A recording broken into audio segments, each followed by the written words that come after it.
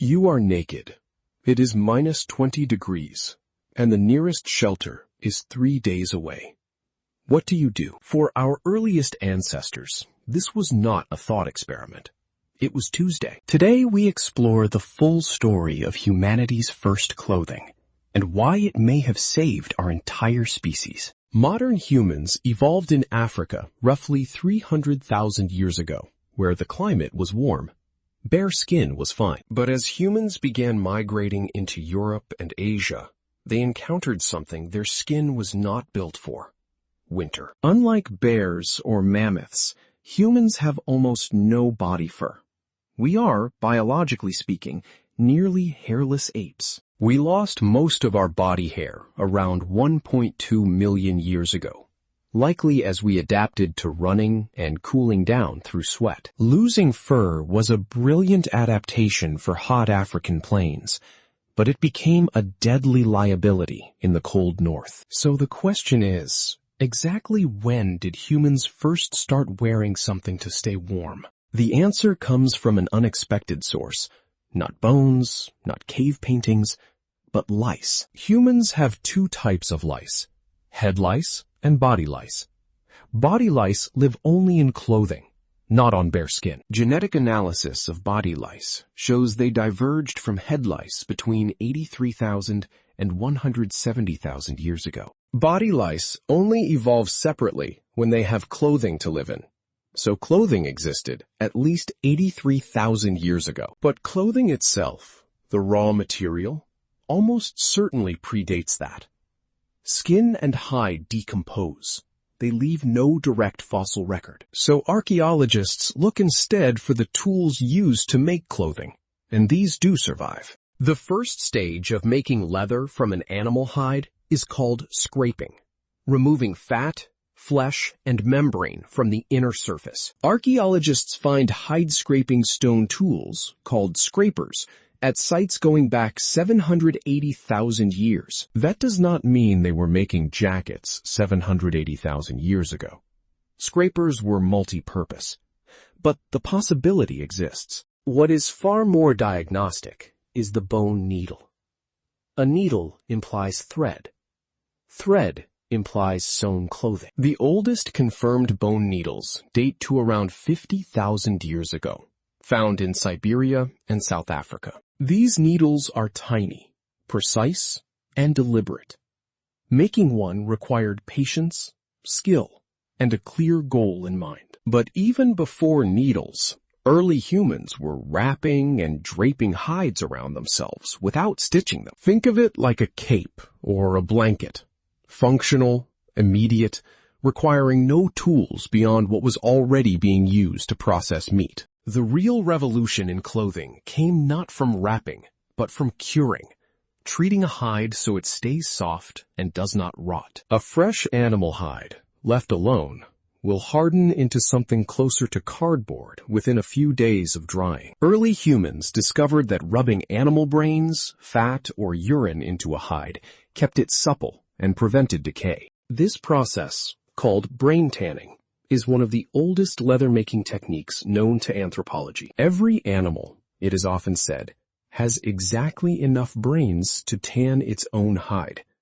This is folk wisdom, but surprisingly close to true. After the fat was worked in, the hide was smoked over a fire. Smoke sets the oils in the leather and makes it water-resistant. The result was a durable, flexible, warm leather garment, a technology so effective it is still used by some cultures today. Now, what animals were our ancestors skinning? The answer tells us a great deal about the sophistication of early hunting. Deer and reindeer hides were among the most prized. They are lightweight, very warm, and remarkably water-resistant when properly treated. Arctic fox fur, bison wool, and mammoth hide each offered different properties, and our ancestors knew the difference. Mammoth bone sites in Eastern Europe, dating to 15,000 years ago, show entire shelters built from bones, covered in mammoth hide. These people understood the material properties of hides at an engineering level, using the thickest parts for roofing and lighter sections for walls. Now we come to the moment that truly transformed clothing from a survival tool into something more. The invention of the needle. A needle with an eye, a hole at its end, allows you to pull thread through layers of material, creating a locked stitch that does not come apart. This meant clothing could now be shaped, fitted, tailored to the body's specific geometry for maximum warmth and minimum bulk. Arctic survival research today confirms that fitted, layered clothing retains up to 40% more body heat than a single loose wrap. Ancient Arctic peoples understood this intuitively, and evidence shows they were making multi-layered, fitted clothing 30,000 years ago. The Sungir burial site in Russia, dating to 34,000 years ago, provides the most stunning direct evidence of ancient tailored clothing. The skeletons at Sungir were buried with over 13,000 ivory beads, each one sewn directly onto their clothing. The bead patterns preserve the ghost of the garment. Trousers, a tunic, a cap, even decorated boots, fully fitted, beautifully made. These were not desperate people wrapped in scraps. These were master craftspeople expressing identity, status, and artistry through clothing. This brings us to a crucial point. Clothing was never purely about warmth.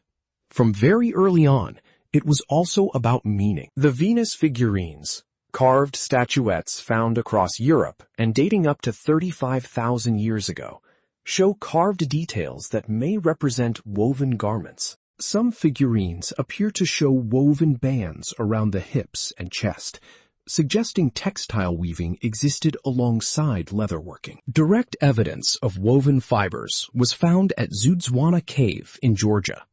34,000-year-old flax fibers. Some dyed, some twisted into thread. Dyed fibers mean color was intentional. These ancient people were not just covering themselves, they were making choices about appearance. Plant fibers, like flax, nettle, and bark, were twisted or braided into cords, which could then be used as thread, belts, or simple woven cloth. The spindle whorl, a small wheel used to spin fibers into thread, appears in the archaeological record around 20,000 years ago. With the spindle whorl, a single person could produce thread many times faster than twisting by hand, a genuine industrial revolution in miniature. As the last ice age peaked around 20,000 years ago, clothing technology reached its greatest prehistoric sophistication. Populations living in Siberia and Eastern Europe were enduring temperatures as low as -40 degrees. Clothing was not optional. It was life itself. Researchers estimate that surviving in those conditions required garments covering at least 80% of the body at all times. This is why some researchers argue that clothing, not fire, was the single most important technology enabling human expansion into the far north. Fire keeps you warm when you are stationary. Clothing keeps you warm while you move, hunt, and migrate across frozen tundra. The same clothing technology that let humans survive the Ice Age also let them eventually cross the Bering Land Bridge into the Americas. Without sophisticated tailored clothing, the colonization of the Americas, and with it, the peopling of the entire world, may simply not have happened. Think about that.